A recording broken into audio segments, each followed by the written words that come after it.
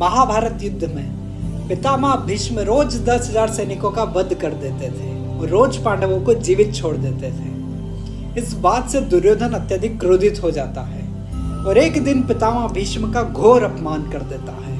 उसी दिन पितामह भीष्म इस धरती को निष्पांडव करने की प्रतिज्ञा ले लेते हैं। 5 बाण निकाल के रख देते हैं दुर्योधन के सामने कि अगर मैं कल जीवित रहा तो मैं कल इस धरती को निष्पांडव कर दूंगा। अब ये खबर इधर पांडवों के खेमे में पहुंचती है।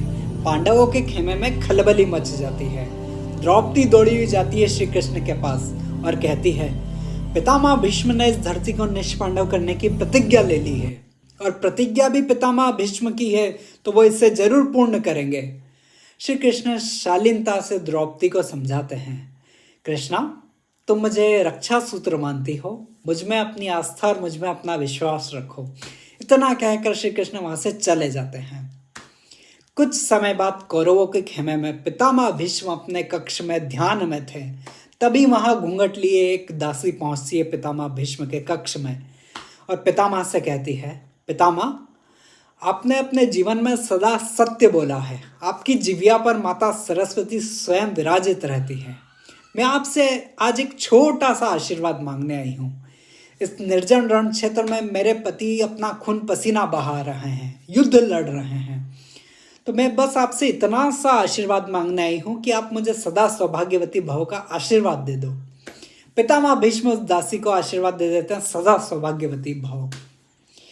अब जैसे ही वो दासी अपना घूंघट उठाती है, पितामह भीष्म के पैरों तले जमीन खसक जाती है, क्योंकि वो दासी कोई और नहीं थी, वो दासी स्वयं द्रौपदी थी। पितामह भीष्म द्रौपदी पर, अपनी पुत्र वधू पर अत्यधिक क्रोधित होते हैं।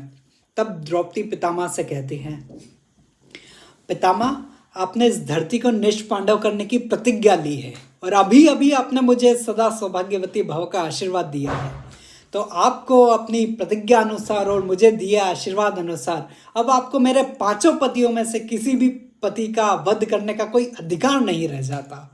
पितामह भीष्म द्रौपदी पर अत्यधिक क्रोधित होते हैं और द्रौपदी फिर से कहती है, पितामह मैं तो आपको अपने पोतों के वध के अपराध से वंचित कर रही हूँ, बचा रही हूँ, सुरक्षित कर रही हूँ। आप इस शुभ कार्य के लिए मुझे बधाई नहीं देंगे पितामह?